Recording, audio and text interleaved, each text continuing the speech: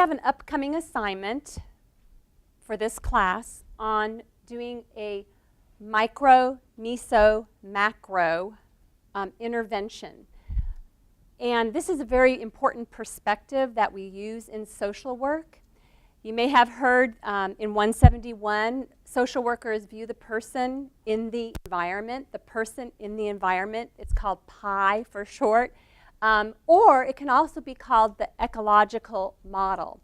This is covering your book in chapters 1 and chapters 3. But for this assignment and the activity that we're going to do in class right now to prepare you for that assignment, this more specifically is gone over in pages 79 through 89 in your book. Read those thoroughly and you'll be well prepared to do this assignment. So the micro level that we look at is the person, the client's personality, their motivations, their affect, meaning their emotional presentation, how they come across to the personal, and other personal attributes. Can you think of any other personal attributes that might be in this micro area? Like, we get very quiet when we're being filmed, huh? Go ahead, Sandy. That would be more, the community would be more the mezzo level, right? The person, then the family, the community, and then the larger culture and society. Everything grows out from the individual.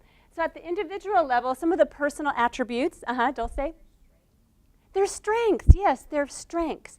The intrinsic qualities that they have that cannot be taken away from them, such as a good sense of humor, such as being intelligent, such as being very adaptable, such as being warm and friendly, things like that, that just kind of make up the person's personality and other traits that they might have. It's gone over more in the book. All right, the meso level is the context immediately surrounding the client, family, church, group, close friends, and work group. So that's what you were alluding to, Sandy. And then is the larger society's characteristics and the way the client experiences these. For example, the political system, social stratificational system, the economy, things that are systematic, that affect the person in their environment.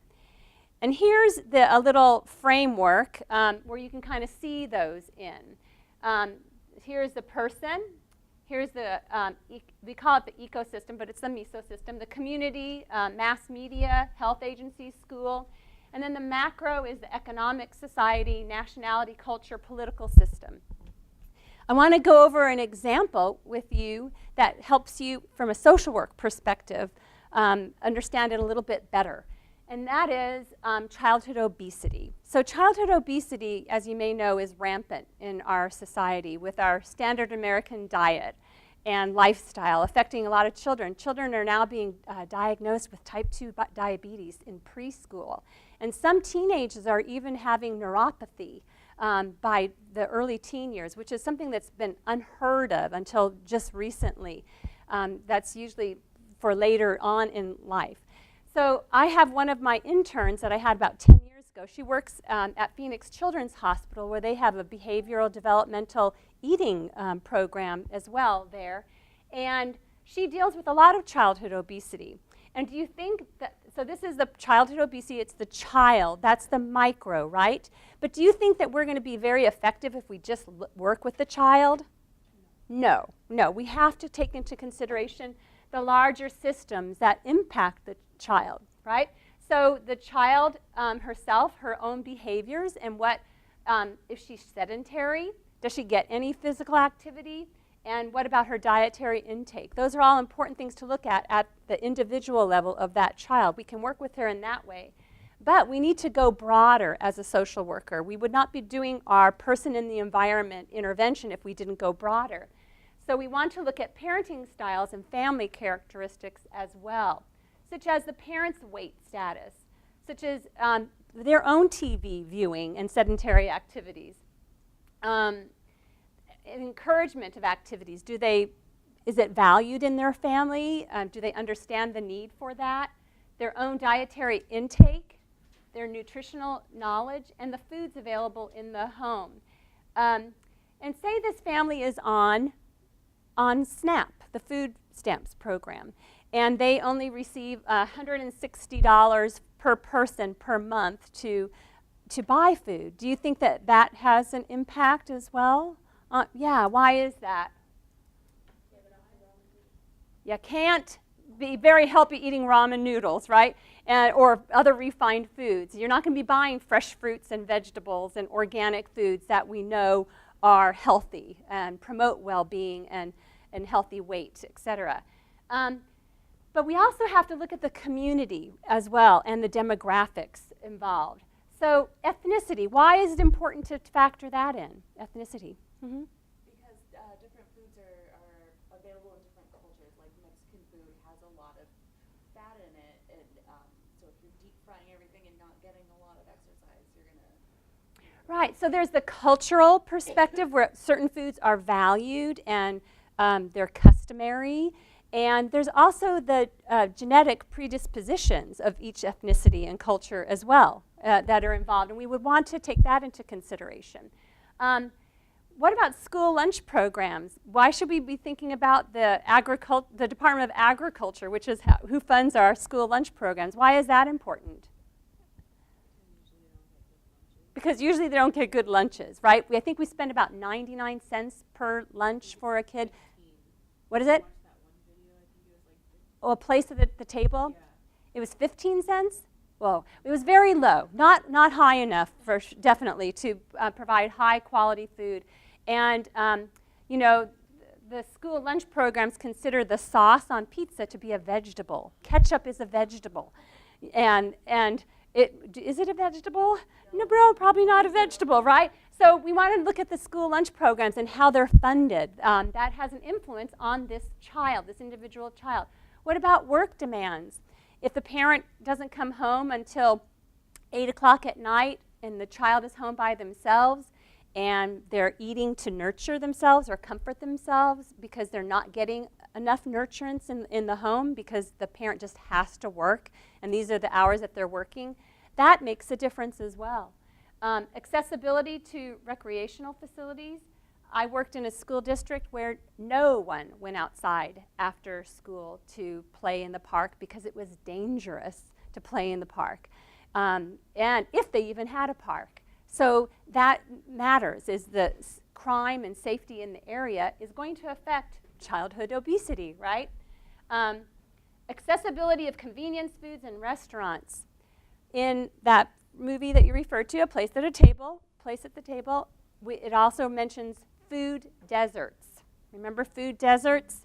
Where within a certain mile radius, there are no grocery stores. And the people that live in that area are predominantly poor, and they don't have transportation.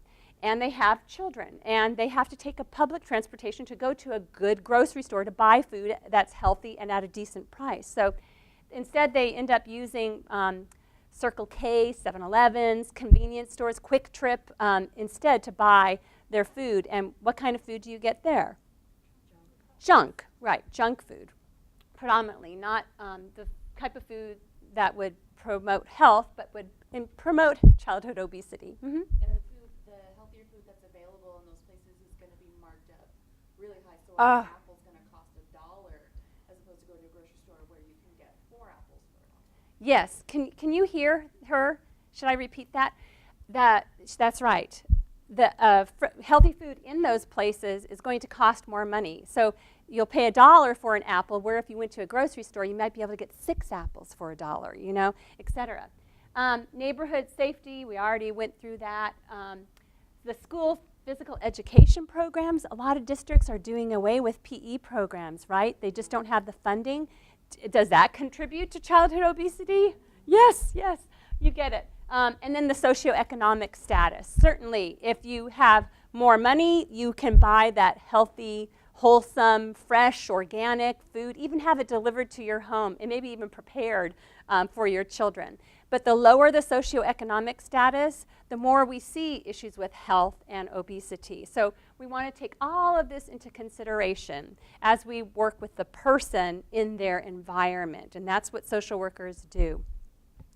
So the activity that we're going to do here in class is we're going to turn to page 90, and we're going to read the case study of Florence.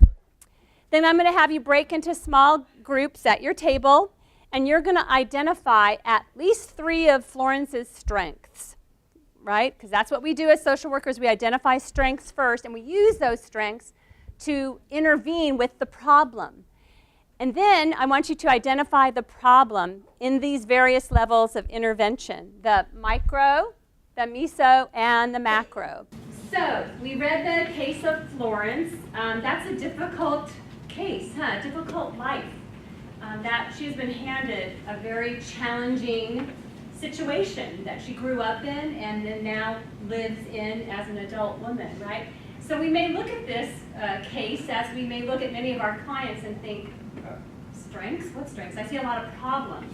But it's really important for us to identify strengths first and foremost. Like Dulcie was saying as I was walking around, I wouldn't want someone interviewing me and looking for my weaknesses. You know, that would feel awful. That would feel terrible.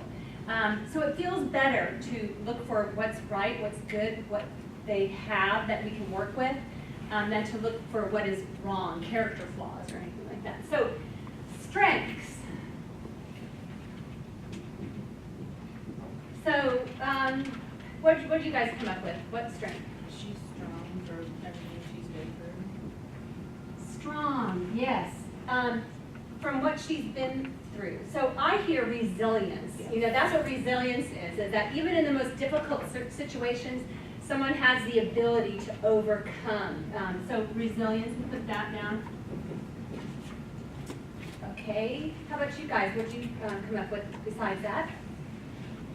We found that she had sought resources, so she was on welfare, so it means that she found a way to get resources at some point. So she's resourceful, and she has some resources, yes. Navigating through the welfare system is not easy. It weeds out a lot of people. A lot of people say, oh, this is too much work, forget it, I'm not going to receive any assistance. But she did, so we want to draw upon that. Mm-hmm. How about you guys?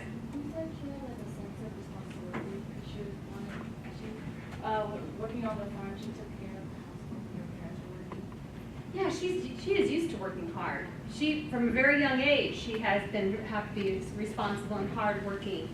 And how do we see that playing out now as an adult? What was something in the case that made us feel like she still is responsible and hardworking? How she kept her house, yes. Her house was worn, but they're immaculate, right? So she is also clean and organized, right? All right, how about this back table right here? Okay, another one I just noticed was that she's very loving, compassionate, and forgiving because she wants to talk to her family, and the reason why she wants to fight is for like her daughter. I am so glad that you identified this strength because I think that's one of the strongest that we will use. How do we know that she's loving and that she still cares?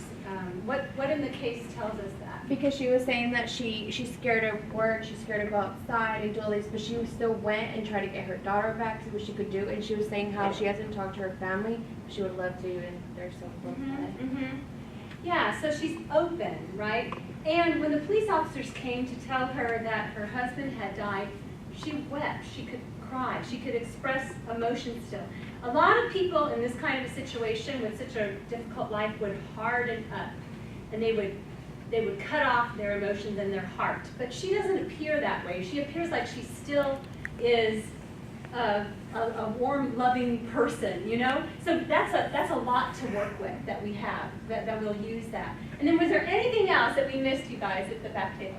She enjoys socializing. She likes to socialize, yeah. So what does that tell us as the social worker in this situation? you. She likes people. She'll be open to us coming there and connecting with her because she really enjoys that, right?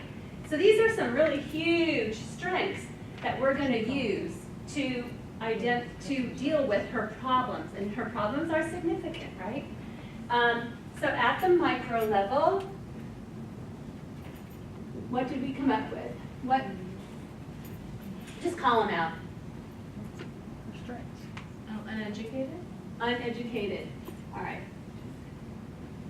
Should little self-worth. Low self-worth. What else? Lack of affection. Lack of affection? How do you say she has lack of affection? Because she felt like her parents didn't like her and her aunt. Okay. So she feels unloved, right? Unloved.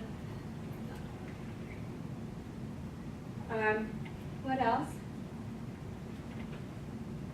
Her own parenting practices. Parenting, really lacks any kind of parenting skills, right? But there's one really huge, big one, big at the individual level that we haven't identified. What is that? Fear, yeah, but lack of support. That's a little more mezzo, but yeah. Depressed. She's depressed. But not only is she depressed, she's also grieving, right? She may have been depressed and then was hit with grief and loss, and that complicates the depression, right? So depression and grief. All right, very good. So you're the social worker and you identify all these problems. You do not want to overwhelm her, right? If we could come up with one intervention that would help identify and meet the needs of these problems, what might that one intervention be? What would be the biggest bang for our buck and our time and our energy if we referred her to what? I would get her into a support group of other people like her. Support group might be good. Yes, that's in the realm of appropriate. The support group. What else? Maybe try to get her back to school. Into school. That would be a good one as well. Maybe counseling. Counseling. All right. Of those, support group. What was the other one? School or counseling. Of those, how many think sending her to a support group would be the best referral for her? Yeah. Okay, how many think school, getting her in school would be the best? How many think counseling would be the best? And I would agree. Yes, I would agree. Counseling would be the best, most appropriate intervention at the micro level. Why is that? Mm-hmm. Isn't it because I feel like putting her in a support group would be a little bit too much for her to handle since she's been isolated for so long, one-on-one, talking just about her would help her out more than just feeling judged by a group of other people. And then schooling, I feel like she can't do anything until she gets herself like good, in a good place. Yeah, her confidence in herself is so low, Yeah. right? Her self-esteem and everything like that. She needs that one-on-one kind of bond and support to even go and do any of these things. But that's definitely on the radar. We definitely want to keep that on the radar. There will be a time when that is good. And there's a hand up over here. Also with the one-on-one, I think that's something that's like it's like the self-worth issues and the parenting issues and the self-esteem and the depression. It can just being one-on-one with somebody, helping her realize those within herself before she can go on to support. Yes, right. You have to have it inside of yourself, right? First. And that relationship, that kind of therapeutic rapport and relationship would help her to identify that, right? Because in the therapeutic relationship, we're going to make her aware of all of this. We're going to say, you know, Florence, you are dealing with a lot right now. I don't know how you're doing it, but you are a very strong person.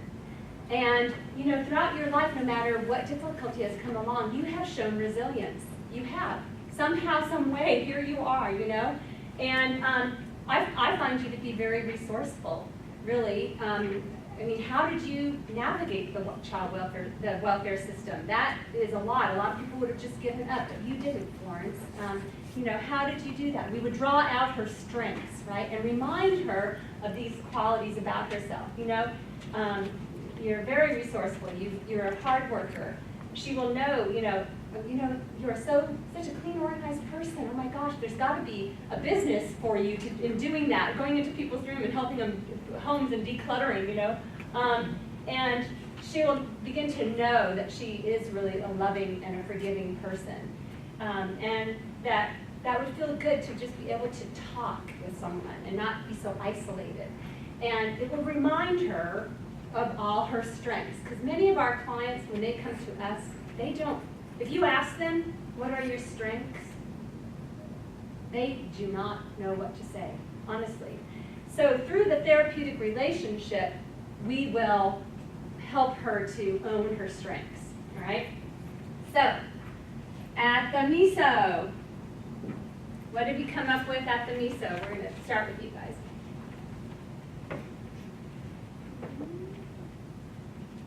She has the one with good relationships with her neighbors or anyone in the community. Neighbors, yeah. They're a very difficult relationship with the neighbors, doesn't even get that kind of support. What else is back here, right here? Just put like her daughter, and maybe like the agency she's visited, like those people. I wouldn't really know if I would put them there. I feel like it's like the closest thing she has. Yeah. Either like the Right, her daughter is not in her home, and Yeah. you know, we don't even know if has she started even visiting with her? Yeah, we don't even know. So that's an issue in her connection. I think she really loves her daughter, but all she knows is abusive parenting, right? And then what else here in the mezzo? Dave. What is it? Dave. Dave's death. And your family. And family. No relationship with her family. Right. So what intervention, taking these into consideration, might we want to use to hook her up to some sort of support that way, identifying the mezzo issues for her? Or is counseling going to do it? You know? Do we want to start there and let her do one thing and do it well? Yeah. I think so too. I think counseling could help her identify, you know, I think maybe go over and bake some cookies for your neighbors and let's try to mend those relationships, you know, and talking about Dave's death and talking about family and how to reunite with them, things like that would be a great thing to do. So counseling here as well. All right, this is always the hardest one. This is the most challenging. We might get stuck. But the macro. So the policies, the culture, the society, the systems, the influences that impact families, what can you think of at that She level? lives in a rural area and doesn't know how to get to who will provide the parenting classes for her. Yeah. The needs of a rural area are often overlooked with programs, legislation, funding. It's very, very different, right? So we could address that by you know, talking to a legislator in that rural area and just making it known that we have families that are languishing, children in the foster care system because we don't have these resources. Maybe we could get Wi-Fi into these areas and do the parent training programs on the computer, you know, because there's some rural areas that don't even have internet access because they're so remote. But these are issues, larger issues that affect people like Florence that we as a social worker would be looking at, okay? What else? Well, it just said that she was like next in line on the single mothers list to be getting a job, but they can't. Like she's not coming in. So the lack of jobs in the rural areas is another issue, right? The economy and the waiting list, things like that. If we have a waiting list, maybe we need to create more jobs somehow, some way. And the legislator that's elected from that area is someone that we would want to make that known to. They don't know unless we let them know. Oh, and what else here at the macro level? Could her education be something? Education. And there's actually two pieces to this education thing. First of all, how was she allowed to drop out at age 13 from school? Isn't that against the law? It is here in Arizona, you have to be 16. But was there a school social worker at the school that she was at? Was there a resource officer or a truancy officer? Why didn't someone recognize, oh my God, this 13-year-old girl is not coming to school any longer, and you know, what kind of a chance does she have in life if she drops out at 13? We need to engage her and bring her back in, and we need to have a talk with the parents, right? But then the second piece of it is that, like in the hospital here in Arizona, when a young woman has a child, or even an older woman has a child, they do a screening, and on that screening, they ask how they were parented as a child, what kind of supports they have available to them. They do an assessment, and Florence would rate very high at risk for child abuse and neglect of her own child. We know that, just given her story. And she would be referred to what's called Healthy Families program, where someone comes into the home every week and assists her with appropriate child development, parenting education, helping the baby meet the developmental milestones, bonding and attachment between the baby and Florence, and do that kind of education. And we are not hearing any of that. A lot of the situation that Florence is in could have been prevented and cost a lot less money and a lot less heartache if we had just addressed the issue from an educational perspective, doing prevention,